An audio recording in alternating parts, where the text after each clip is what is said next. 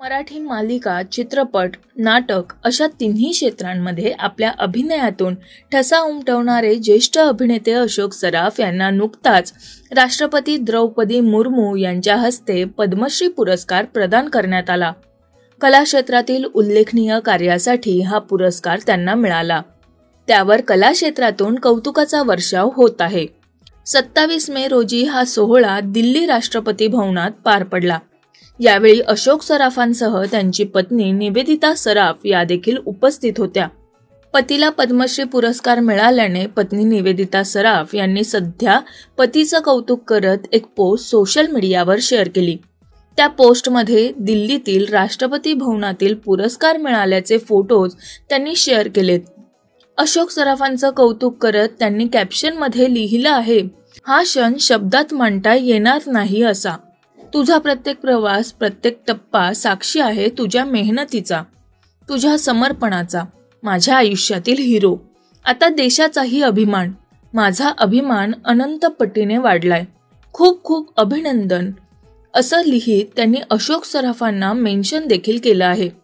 तर निवेदिता सराफ यांची ही पोस्ट सध्या सोशल मीडियावर चांगलीच व्हायरल होते आणि या पोस्टवर देखील अनेकांनी कमेंट्सचा वर्षाव केलाय। तर तुम्हाला ही पोस्ट आवडली का हे आम्हाला कमेंट करून नक्की सांगा।